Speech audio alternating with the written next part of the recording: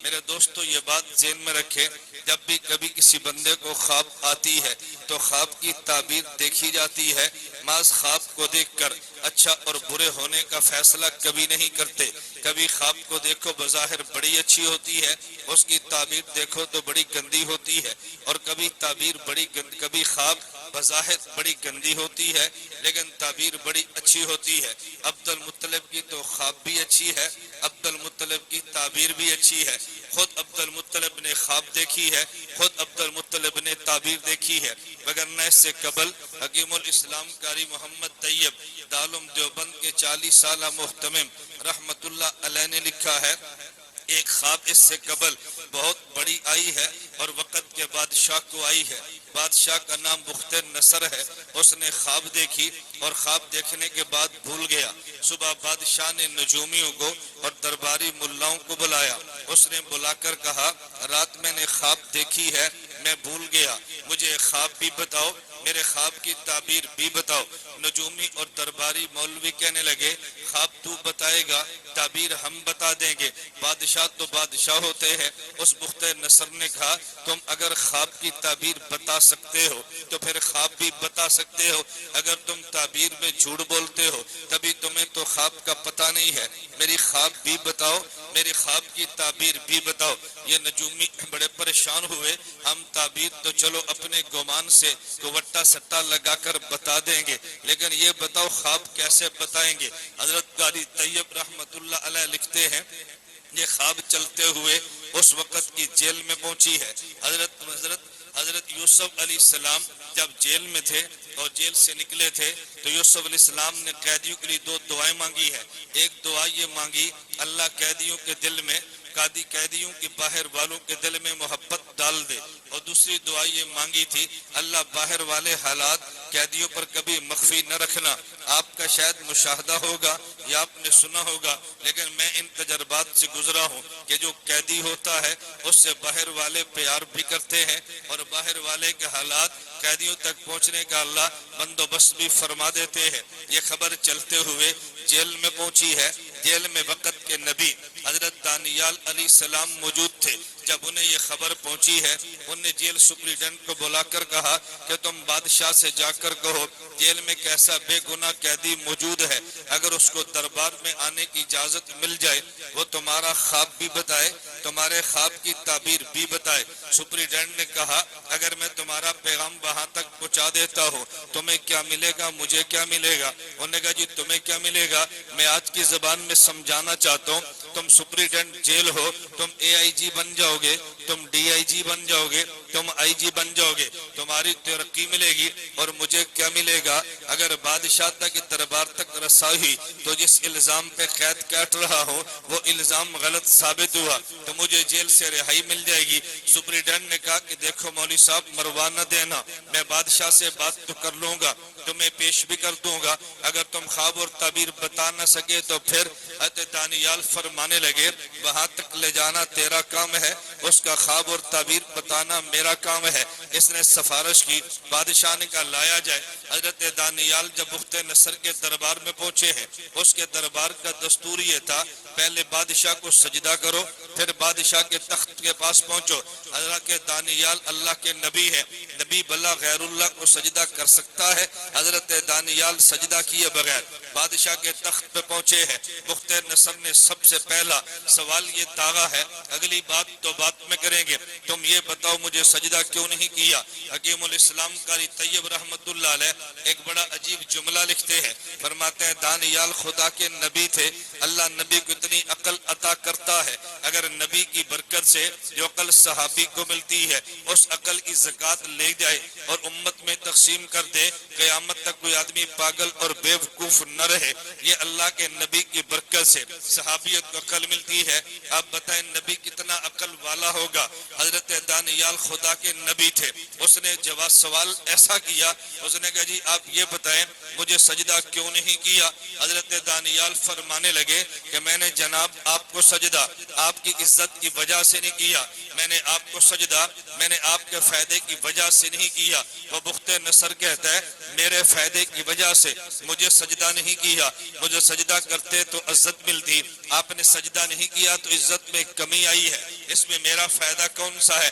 دانیال فرمانے لگے مجھے جیل سے آپ نے کیوں بلایا ہے؟ اس نے کہا اس لیے بلایا آپ میرا خواب بھی بتائیں، میرے خواب کی تعبیر بھی بتائیں۔ تو دانیال فرمانے لگے جس میرے مالک نے مجھے خواب آپ کی بتائی ہے اور آپ کے خواب کی تعبیر بتائی ہے، اس نے ساتھ یہ بھی کہا ہے میں تمہیں یہ علم تو دے رہا ہوں لیکن اگر میرے علاوہ تم نے کسی اور کو سجدہ کیا تو خواب بھی بلا دوں گا، خواب کی تعبیر بھی بلا دوں گا۔ اگر میں تمہیں سجدہ کر لیتا تو میرے خواب کا جو علم ہے وہ بھی ختم ہو جاتا اور تعبیر کا علم بھی ختم ہو جاتا۔ اب آپ بتاؤ تمہیں سجدہ کروں یا تمہاری خواب اور تمہاری خواب کی تعبیر بتاؤں؟ اب مجھے بتاؤ میں تمہیں سجدہ کروں یا تمہاری خواب اور خواب کی تعبیر بتاؤں؟ حضرت دانیال فرمانے لگے کہ میں نے سجدہ تیرے فائدے کے لیے نہیں کیا۔ کہا جی میرا فائدہ کون سا ہے؟ کہا میرا فائدہ یہ ہے کہ مجھے جس نے خواب اور خواب کی تعبیر بتائی اس نے ساتھ یہ بھی بتایا ہے کہ اگر تم نے میرے علاوہ کسی کو سجدہ کیا خواب بھلا دوں گا، تعبیر کا علم واپس لوں گا۔ اب بتا میں تجھے سجدہ کروں یا تیری خواب اور خواب کی تعبیر بتاؤ؟ وہ کہنے لگا سجدہ تو ہزاروں کرتے ہیں لیکن میری خواب کوئی نہیں بتاتا، آپ مجھے خواب اور میرے خواب کی تعبیر بتائیں۔ حضرت دانیال فرمانے لگے تو نے خواب میں بت دیکھا ہے جس کا سر آسمان سے لگا ہے اور جس کے پاؤں زمین پہ لگے ہیں، تو نے ایک بت دیکھا ہے جو مشرق و مغرب میں اس کے کندھے پھیلے ہیں، تو نے بت دیکھا ہے کہ جس کا چہرہ وہ سونے کا ہے، تو نے بت دیکھا ہے کہ جس کا سینہ چاندی کا ہے اور جس کا پیٹ پیتل کا ہے، جس کی رانیں تانبے کی ہے اور جس کی آگے یوں چلتے چلے گئے کہ جس کی اس کے حصے کی جگہ یہ گھٹنے اس کے لوہے کے ہیں اور پنڈلیاں اس کی مٹی کی ہے۔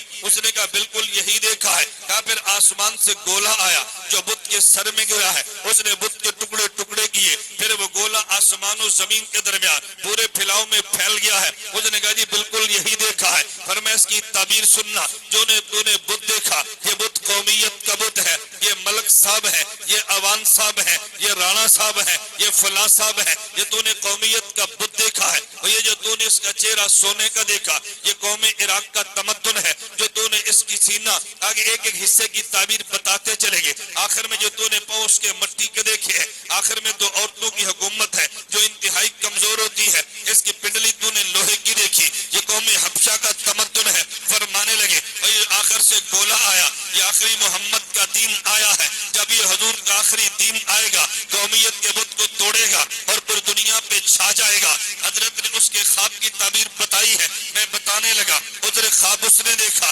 تعبیر دانیال نے دی ہے، ادھر خواب عبد المطلب نے دیکھا، تعبیر بھی خود دی ہے۔ کبھی آدمی اپنے خواب کی تعبیریں بھی خود دیتا ہے۔ مجھ سے قبل آپ مولانا ننوتوی رحمت اللہ علیہ کا شعر سن رہے تھے، یہ تو میرا مخصوص ذوق ہے مولانا ننوتوی کے علوم کی شرح کرنا، ننوتوی کے اشعار پہ بولنا۔ مولانا ننوتوی رحمت اللہ علیہ کو خدا نے ہر فن میں ید طولہ بخشا ہے۔ مولانا مذہب ننوتوی مولانا ننوتوی کی خدمت میں آئے ہیں کیونکہ مولانا ننوتوی کا بات چل پڑی ہے، میں نے کہا ان کا علم تعبیر بھی تیری خدمت پہ پیش کرو۔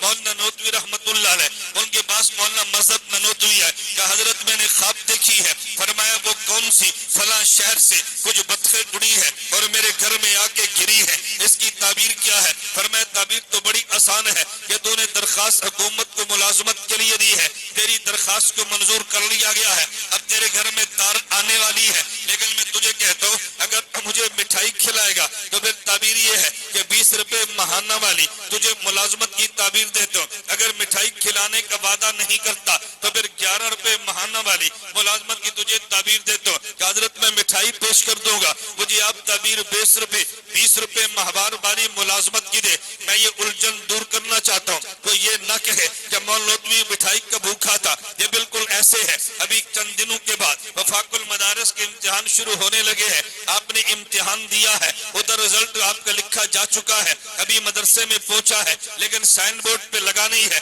آپ اپنے استاد جی سے کہتے ہیں وہ جی رزلٹ آ گیا ہے، انہوں نے کہا بالکل آ گیا ہے، بتائیں میری پوزیشن آئی ہے کہ نہیں؟ استاد جی کہتے ہیں بتاؤں گا لیکن بشرطے کہ چائے پلاؤ۔ اب استاد نے شاگرد سے کیا چائے پینی ہے؟ یہ تو محبت میں دل جیتنے کے لیے جملہ کہا ہے۔ مولانا ننوتوی رحمت اللہ علیہ مٹھائی کون سکھانی ہے؟ یہ تو صرف اپنے مذہب ننوتوی کا دل جیتنے کے لیے کہا۔ انہوں نے کہا جی مٹھائی کا وعدہ میرے ذمہ، فرمایا پھر 20 روپے والی ملازمت کی تعبیر ہمارے ذمہ ہے۔ کچھ دن گزرے ہیں، ان کے گھر میں تار آیا، گورنمنٹ گورنمنٹ انڈیا کا خط آیا، اس خط میں یہ بات درج ہے کہ تمہیں 20 روپے ماہانہ پہ ملازمت کے لیے لے لیا گیا۔ مولانا مظہر نانوتوی نے کہا کہ جو میں نے خواب دیکھی، آپ نے تعبیر بتائی ہے، یہ بات تو مجھے سمجھ آئی کہ آپ کی تعبیر بالکل بجا ہے، لیکن مجھے وجہ تعبیر سمجھ نہیں آئی، یہ تعبیر آپ نے کیسے دی ہے؟ مولانا نانوتوی فرمانے لگے کہ تو نے خواب میں بطخیں دیکھی ہے، عربی زبان میں بطخ کو بطن کہتے ہیں، فارسی زبان میں بطخ کو بط کہتے ہیں، عربی زبان میں تا مشدد ہے،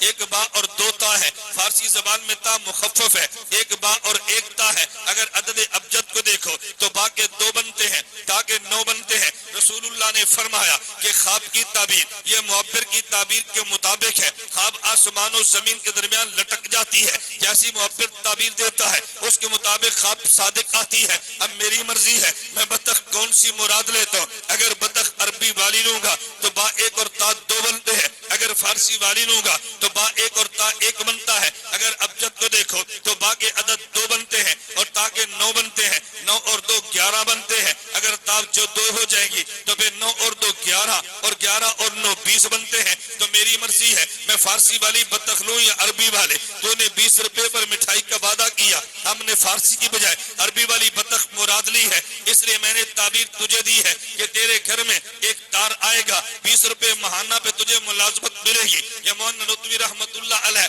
فرما رہے ہیں، میں بات صرف اتنی بتا رہا، حضرت عبد المطلب نے خواب دیکھا ہے، کہا جی تعبیر کیا ہے؟ کہا میں نے تعبیر یہ نکالی ہے کہ میرا جو بھتیجا ہے اس کا نام مشرق میں لیا جائے گا، مغرب میں لیا جائے گا، آسمان والے بھی لیں گے، زمین والے بھی لیں گے، اور اگر میرے بھتیجے کے مشن کو کاٹنا چاہے گا تو کاٹنا ہی چلے گا۔ اگر قریشیوں نے کاٹنا چاہا، ارجموں نے بچا لیا ہے، اس سے مجھے پتہ یہ چلا اگر میرے پوتے کا یہ مشن جو نکلے گا عرب والے مٹانا چاہیں گے، عجم والے اس کو تھام لیں گے۔ میں کہتا ہوں کتنی عجیب تعبیر دی ہے۔